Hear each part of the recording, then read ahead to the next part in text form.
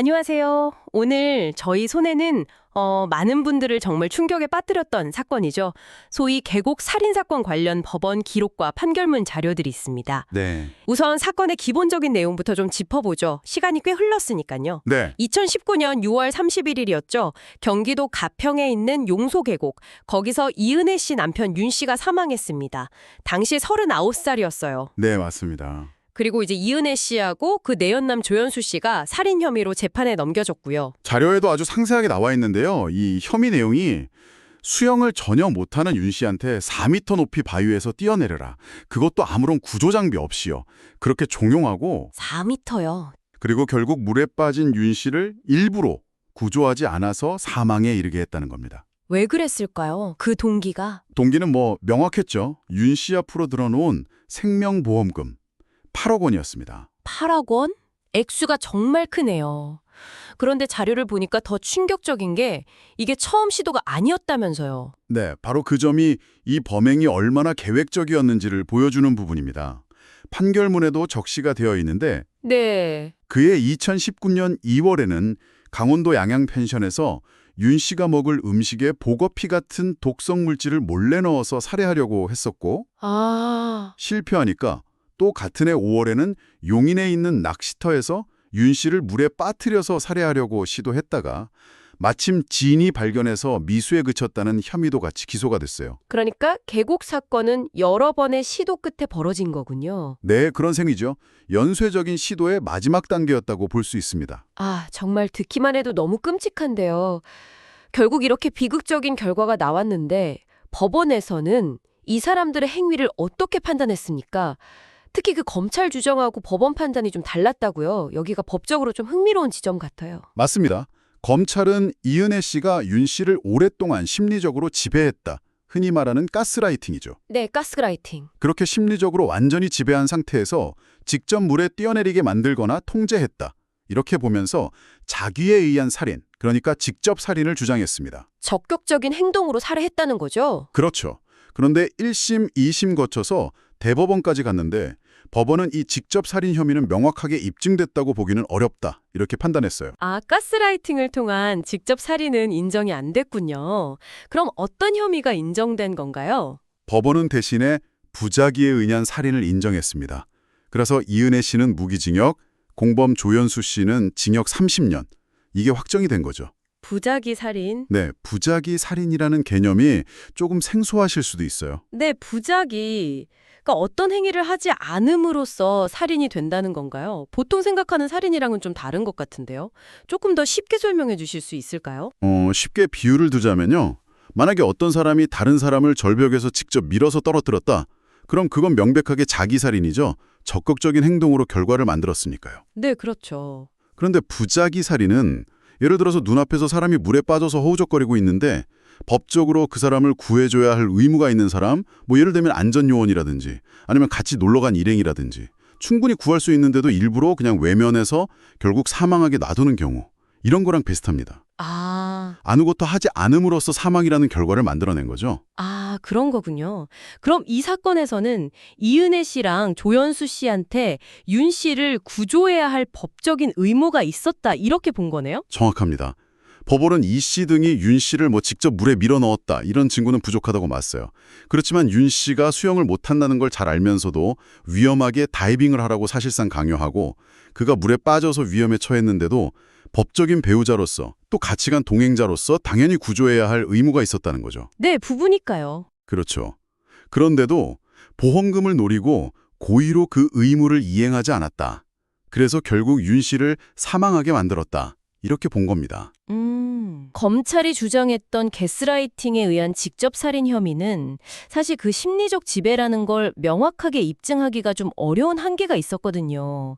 그런데 물에 빠진 사람을 구조하지 않았다는 이 부작위는 객관적인 상황 증거로 비교적 명확하게 입증이 가능했기 때문에 법원이 이 부분을 받아들인 것으로 보입니다. 그렇군요.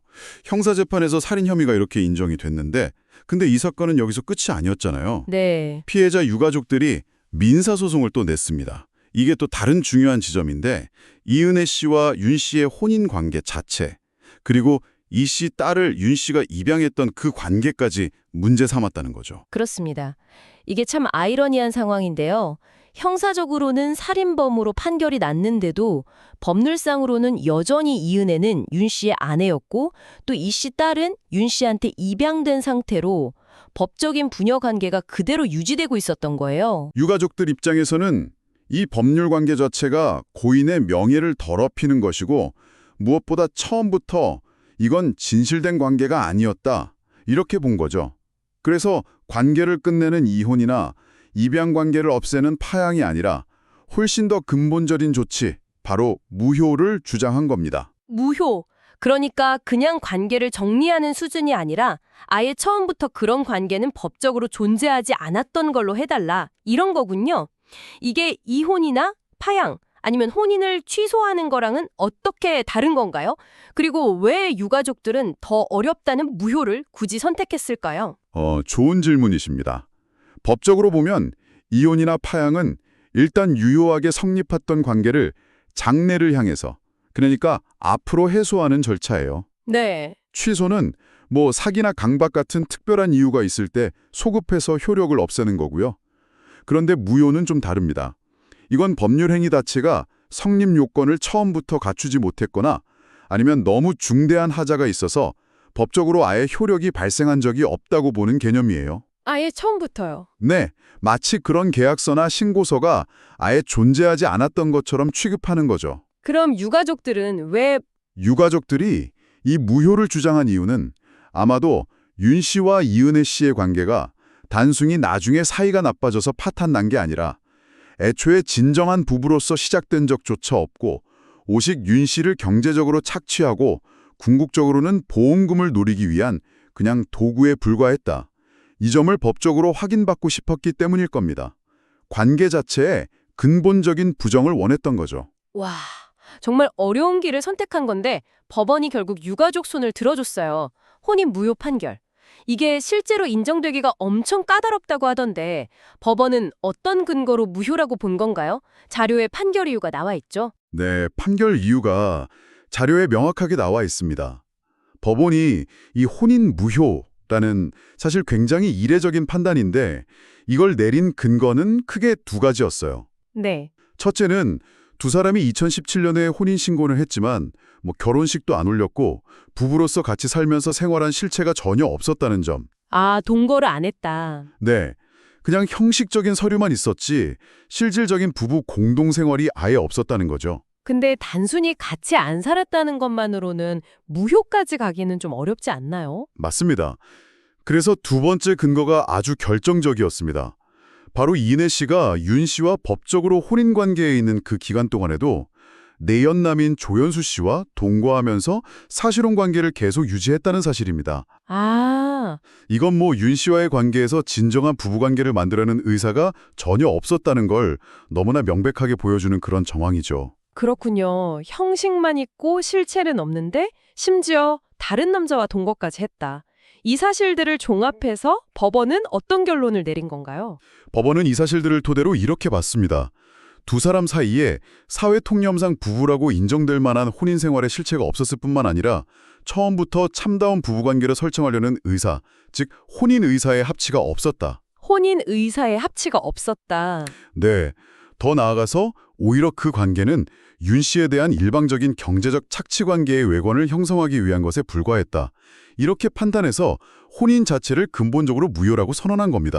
법률이라는 형식을 이용하긴 했지만 그 속에는 진정한 부부로서의 어떤 애정이나 신뢰, 공동생활의 의지 이런 게 전혀 없었고 오히려 경제적인 이득 그리고 궁극적으로는 범죄 목적이 숨어 있었다는 걸 법원이 인정한 셈이죠. 네. 이건 또 형사 판결에서 밝혀진 그 보험금 사례 동기하고 정확하게 맥이 통하는 판단입니다.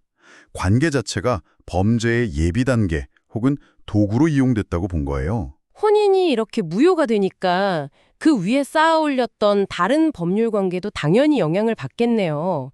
그 이 씨 딸을 윤 씨가 입양했던 문제요. 이 입양도 무효가 됐다면서요? 네, 맞습니다.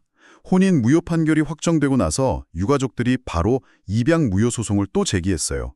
주장은 간단했습니다. 네. 입양이라는 건 혼인 관계를 전제로 해서 이루어진 건데 그 기초가 되는 혼인이 처음부터 무효라면 그 위에 세워진 입양 역시 유효하게 성립될 수가 없다. 이런 논리겠죠. 아, 마치 기초공사가 부실했던 건물처럼 혼인이라는 기초가 사라지니까 입양이라는 건물도 같이 무너진다. 뭐 이런 거군요. 네, 정확히 그런 비유가 가능합니다. 법원은 유가족의 이 주장을 그대로 받아들였어요. 혼인이 무효가 됨으로써 입양의 전제가 됐던 법률적인 그리고 실질적인 기반이 다 사라졌다. 이렇게 본 겁니다. 네. 그래서 결국 2024년 4월에 법원은 입양 역시 처음부터 효력이 없었던 무효라고 최종 판결을 내렸습니다. 와. 이걸로 윤 씨와 이은혜 씨 사이의 혼인 관계, 그리고 윤 씨와 이 씨 딸 사이의 입양 관계는 법적으로 완전히 소멸돼서 아예 처음부터 존재하지 않았던 것이 된 거죠. 정말 길고 긴 법정 다툼 끝에 모든 법률 관계가 그냥 원점으로 없었던 일로 돌아가 버렸네요.